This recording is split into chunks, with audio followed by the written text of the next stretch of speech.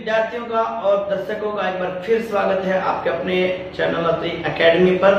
इस वीडियो के इस पार्ट में हम पढ़ेंगे संपीड़न और विसरण के बारे में और तापमान की इकाइयों के बारे में, तो बने रहिए। सबसे पहले हम बात कर लेते हैं संपीड़न के बारे में कि संपीड़न क्या है। यदि किसी पदार्थ पर दबाव डालने से पदार्थ का आयतन घट जाता है तो इसे संपीड़न कहते हैं। यानी एक पदार्थ है, उसने जो स्थान घेर रखा है, हमने दबाव लगाया और वो सिकुड़ गया, सिकुड़ना, वो कहलाता है संपीड़न। जिस पर आप देखिए गैस से भरा हुआ एक गुब्बारा है, जब आप उसको दबाएंगे तो वो कुछ हद तक है ना, जैसे रुई है, रुई को लीजिए, रुई के रेशों के बीच में वही भरी होती है ना। जब आप रुई को दबाएंगे तो जो रुई आपको बहुत बड़ा उसका एक ढेर प्रतीत हो रहा था, उसको आपने जब दबाया तो वो आपकी मुट्ठी में ही समा गई। अब ये क्या है? संपीड़न। रुई का क्या गया? संपीड़न। तो यह होता है गुण। किसी पदार्थ पर दबाव डालने से यदि उस पदार्थ का आयतन घट जाता है तो उसे हम संपीड़न कहते हैं। बात हो रही थी यहाँ पे, जब हमने तुलना की थी पिछले वीडियो में ठोस, द्रव और गैस के बारे में। ठोस पदार्थों में संपीड़न नहीं होता। देखिए, ठोस पदार्थों में संपीड़न नहीं होने का मुख्य कारण क्या है? अगर आप यहाँ ध्यान से देखते हैं, ठोस पदार्थों के जो कण हैं वो पहले ही एक दूसरे से बिल्कुल सट करके स्थित हैं। ये इस तरह से व्यवस्थित है कि इनके बीच में कोई भी रिक्त स्थान उपलब्ध नहीं है। हालांकि इनके बीच में एक रिक्त स्थान है जो इंट्रा स्पेस जो होते हैं, वॉइड्स जो होते हैं, वो तो है इनके बीच में, ठीक है। लेकिन और कण समा जाए इतनी जगह इनमें नहीं है, ठीक है। जितनी भी जगह है वो पूरी कॉम्पैक्ट, पूर्ण रूप से वो कणों के द्वारा वो ऑक्यूपाई की गई है, वो घेरी हुई है। तो इसीलिए जब दबाव पड़ता है तो ये दबाव पड़ जाने के कारण से इनमें इतनी कठोरता आती है कि टूट जाएंगे, लेकिन ये संपीड़ित नहीं होंगे। एक प्रयोग कर लेते हैं। जैसे मान लीजिए कि एक पिस्टन है जो इलेक्ट्रिकल या हाइड्रोलिक पिस्टन है, अगर उसके नीचे हम ईंट को रख देते हैं और दबाएंगे तो बहुत देर तक तो उसको दबाव को सहेगा, लेकिन ईंट का जो आयतन है वो कम नहीं होगा। ईंट का आयतन कम नहीं होगा। हाँ, अधिक प्रेशर की वजह से वो टूट जरूर सकती है। ऐसा कई बार होता है। जैसे देखिए, आपकी कोई गाड़ी है, गाड़ी के नीचे कोई पत्थर आया, ईंट आई, तो वो क्या है, दबाव पड़ने से वो क्या है, उसका आयतन घटा नहीं। हाँ, कभी कभी ईंट टूट जाती है बहुत अधिक भार, बहुत अधिक दबाव पड़ने के कारण से। तो गैसीय पदार्थों के ठोस पदार्थों के अंदर संपीड़न नहीं होता। अगली बात करते हैं हम द्रव पदार्थों के बारे में। जो द्रव पदार्थ आप देख रहे हैं, द्रव पदार्थों के जो कण हैं उनके बीच में थोड़ी सी स्पेस तो है। तो सिद्धांतिक रूप से तो हम ये कह सकते हैं कि संपीड़न होना चाहिए, क्योंकि जब दबाव बढ़ेगा तो ये जो इनके बीच में थोड़ी बहुत सी स्पेस है वो भी तो वो क्या है, वो कंप्रेशन के कारण, संपीड़न को अंग्रेजी में क्या बोलते हैं, कंप्रेशन। इस दबाव के कारण क्या, वो स्पेस भरी जाएगी। यानी ये जब हमने इसके ऊपर दबाव डाला तो ये कणों के बीच में जो स्थान था वो स्थान पूरा का पूरा भर जाएगा, क्योंकि जो ये रिक्त स्थान है ये भी न के बराबर खाली है, ठीक है। इसीलिए जब ये संपीड़ित होते हैं तो वो संपीड़न इतना कम होता है कि वो हम उसको ऑब्जर्व भी नहीं कर पाते, कम स्तर पर। अगर हम बात करते हैं सिरिंज में, देखिए अगर हम यहाँ बात करेंगे सिरिंज में डाल के तो वो को नोटिस नहीं आएगा। इसलिए कहते हैं कि जो तरल पदार्थ होते हैं उनमें भी संपीड़न न के बराबर होता है। आप ये कहेंगे तो ये ऐसा उचित है, न के बराबर होता है, मतलब होता है, क्योंकि सिद्धांत अपने आप में बता रहे हैं। इनके बीच में अगर थोड़ी सी भी रिक्त स्थान है तो दबाव पड़ने पर यह रिक्त स्थान भी, ये कण जो थोड़े दूर दूर थे ये बीच में पाएंगे तो संपीड़न तो होगा, लेकिन क्योंकि रिक्त स्थान जो है वो न के बराबर है तो संपीड़न भी क्या होगा, न के बराबर ही होगा। अब बात करते हैं हम गैसीय पदार्थों की। देखिए गैसीय पदार्थों के अंदर यहाँ अगर बात करते हैं, देखिए उतने स्थान में इनके बीच में जो है बहुत ज्यादा जगह खाली है।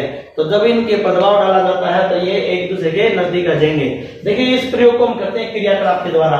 हम एक क्रियाकलाप करते हैं। इस क्रियाकलाप में हम क्या लेते हैं, सिरिंज लेंगे। इस सिरिंज के अंदर हम इसको, सिरिंज को आगे से क्या है, बंद करके बंद कर देते हैं।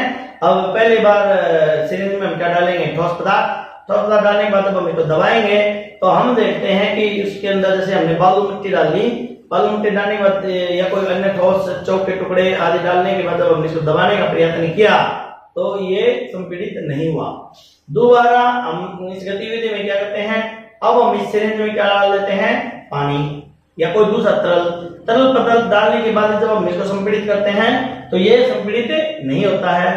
तीसरी अवस्था में हम क्या करते हैं, पिस्टन के सिरिंज को मैके से बंद किया हुआ है और पिस्टन को बाहर से निकाल के जब दबा डालते हैं तो उसके भीतर क्या है, वायु।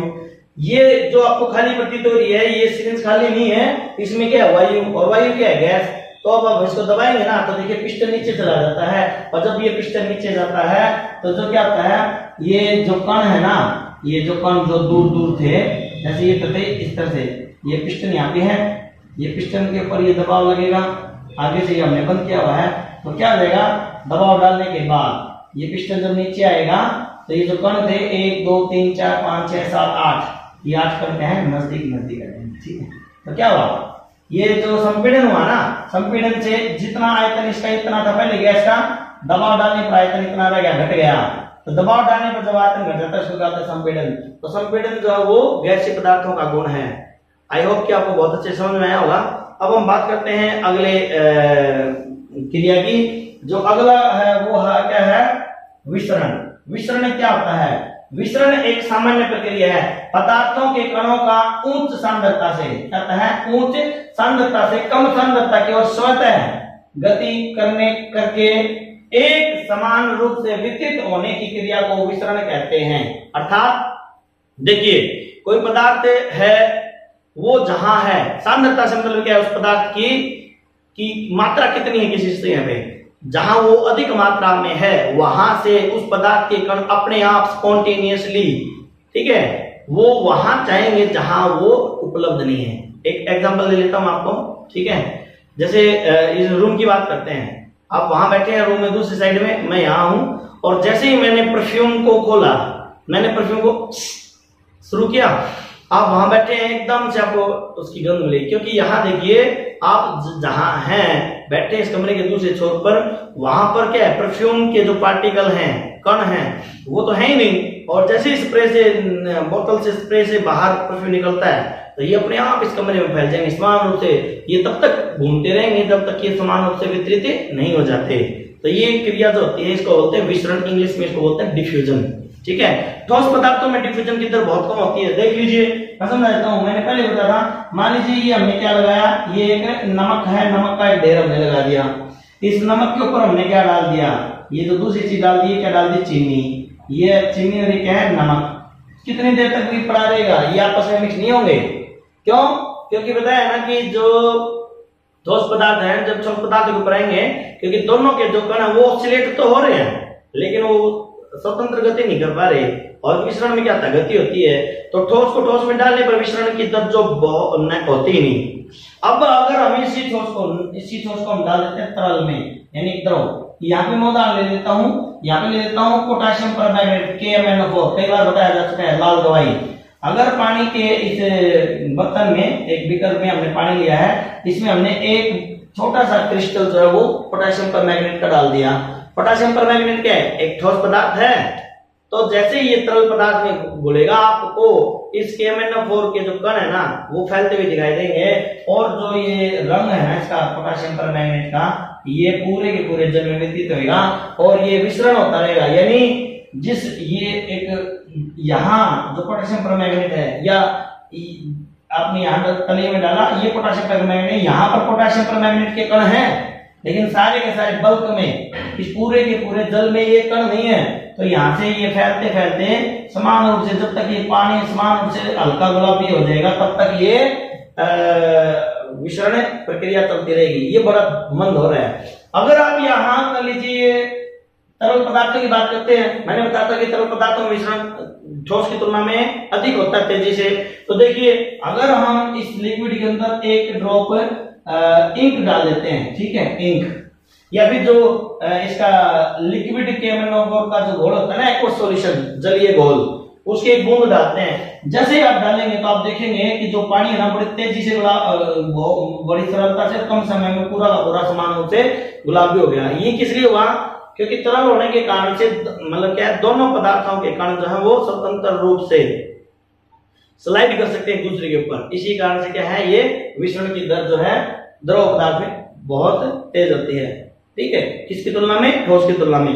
अगर हम बात करते हैं गैसीय पदार्थों की, गैसीय पदार्थों में तो क्या है, गैस के पदार्थों को तो कोई बर्तन में भर के हमने बांध रखा है, अगर जैसे इस बंधन को खोलते हैं, उस कंटेनर को खोलेंगे तो वो तो गैस के कणों की प्रकृति ये है कि वो उनको प्रसार चाहिए, जितना अधिक वो फैल सकते हैं, और मिश्रण क्या है, प्रसार।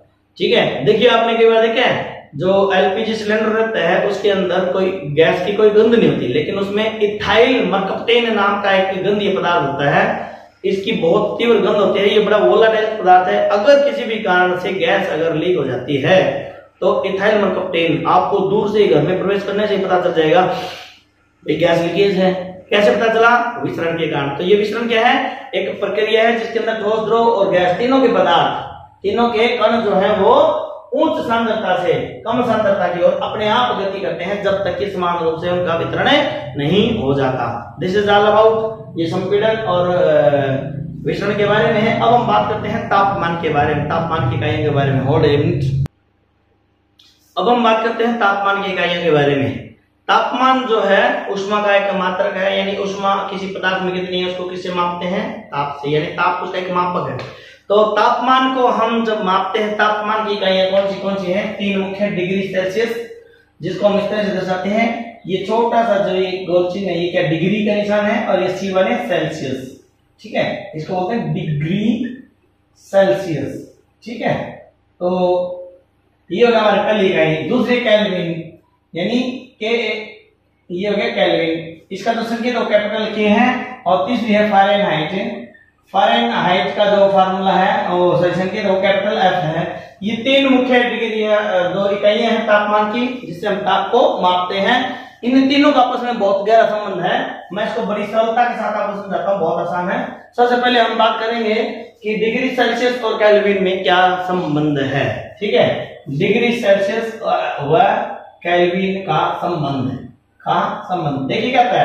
यदि डिग्री सेल्सियस में 273 जोड़ दिया जाता है तो जो इकाई हमें मिलती है वह क्या आती है? केल्विन। ठीक है, वह आती है केल्विन। ठीक इसी प्रकार से यदि केल्विन में से 273 को घटा दिया जाए तो जो इकाई हमें मिलेगी वो क्या होगी? Degree Celsius. ठीक है, मैं उदाहरण देकर के बताता हूं। ये संबंध है, ये दो सूत्र हैं, इन सूत्रों को याद रख लीजिएगा।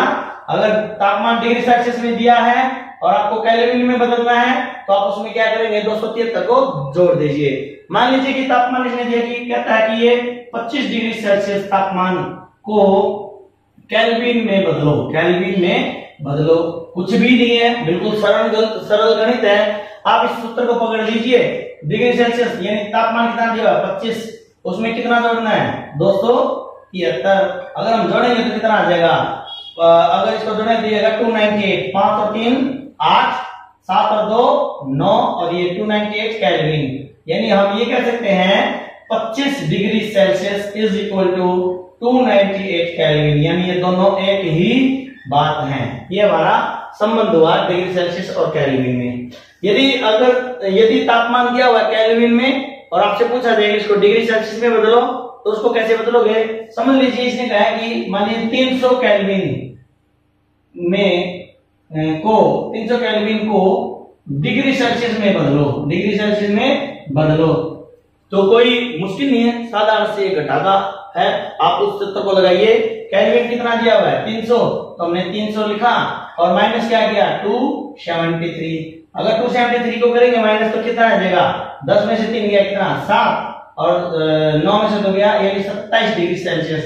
इसका मतलब क्या हुआ? 300 kelvin is equal to 27 degree Celsius. तो ये पहला संबंध है डिग्री सेल्सियस और केल्विन में। ठीक है, सामान्यतः बहुत अधिक प्रचलन में जो दो इकाइयां रहती हैं वो होती है डिग्री सेल्सियस और केल्विन। ठीक है, हम बात कर रहे थे यहाँ पे 0 डिग्री सेल्सियस। 0 डिग्री सेल्सियस जो होते हैं वो एग्जैक्टली अगर हम बात करते हैं 273.15 केल्विन के बराबर होती है। 0 डिग्री सेल्सियस यानी ये 0 है डिजिट और ये डिग्री और ये Celsius. 0 degree Celsius is equal to 273.15 kelvin exactly. ये परीक्षा जो प्रतियोगिताओं में पूछे जाने वाले प्रश्न है, इसलिए बड़ी सूक्ष्मता से इसको याद रखना है। अन्यथा हम सामान्य जो प्रश्न हल करते हैं तो उसमें हम 0 डिग्री सेल्सियस को 273 केल्विन अप्रोक्सीमेटली मानते हैं, वहां हम 0.15 को नेग्लेक्ट कर देते हैं अपनी गणना को थोड़ा सरल करने के लिए। लेकिन परीक्षा के लिए, परीक्षा उपयोगी जो जॉब आदि के लिए जो प्रश्न पूछे जाते हैं उसके लिए मैं आपको बता रहा हूं, उसको याद रखिएगा। तो ये संबंध हो हमारा डिग्री सेल्सियस और केल्विन में। अब हम बात करते हैं कि डिग्री सेल्सियस और फ़ारेनहाइट में क्या संबंध है। ठीक है, यहां हमारी एक कहते हैं डिग्री सेल्सियस, ये क्या है, डिग्री सेल्सियस व फ़ारेनहाइट में संबंध।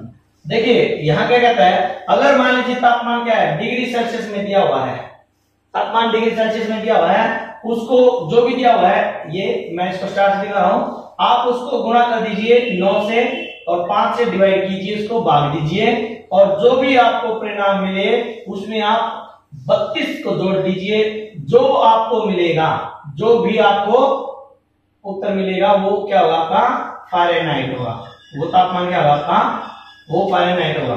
ठीक है, और दूसरी तरीके से देखिए, यदि तापमान फ़ारेनहाइट में दिया हुआ है, ठीक है, तो फ़ारेनहाइट में से दिया होता है, क्योंकि देखिए इसको उल्टा कीजिए, फ़ारेनहाइट माइनस हो जाएगा, ये फ़ारेनहाइट में से -32 किया, तो इसके बाद हमारा क्या होगा, ये 9/5 क्या है, ये यहाँ पे मल्टीप्लाई, तो ये रिवर्स हो जाएगा, तो इसको क्या करेंगे, इंटू 5/9 डिग्री सेल्सियस। ठीक है, तो ये हमारा संबंध है, डिग्री सेल्सियस को फ़ारेनहाइट में बदलना है या फ़ारेनहाइट को डिग्री सेल्सियस में। इन दो सूत्रों को याद रखिए, बड़ी सरलता के साथ ऐसा किया जाता है। मैं एक उदाहरण दूंगा जो बहुत ही उपयोगी है, बहुत सारी जो प्रतियोगिता परीक्षाएं होती हैं उनमें यह प्रश्न पूछा जाता है, बहुत सरल प्रश्न है।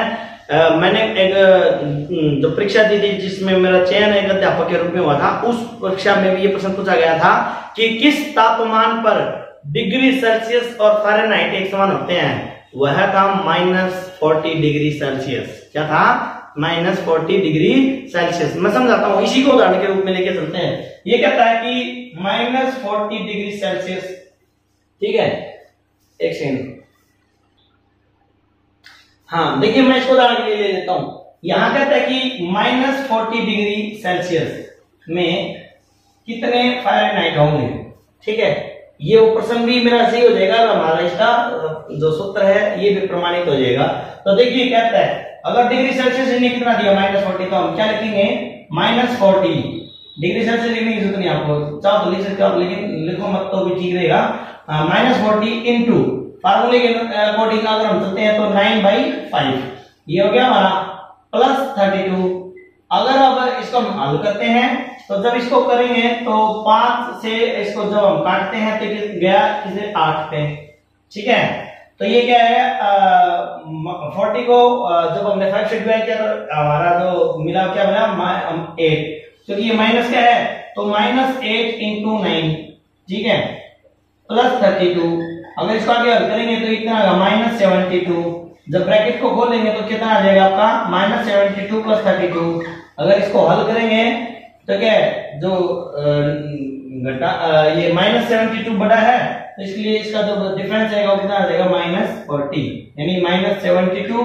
इसमें से हमने क्या घटाना है, प्लस के 32 घटाना है ना, घटाना है तो ये घटा करना हमने, तो क्या आ जाएगा आपका, ये आ जाएगा आपका माइनस, क्योंकि जो बड़ी संख्या है वो कौन सी है, माइनस की है, -72, तो डिफरेंस क्या आएगा, -40 फ़ारेनहाइट। ठीक है, ये यहाँ पे प्रमाणित भी हो गया, तो वो प्रश्न जो मैंने भी आपको बताया था।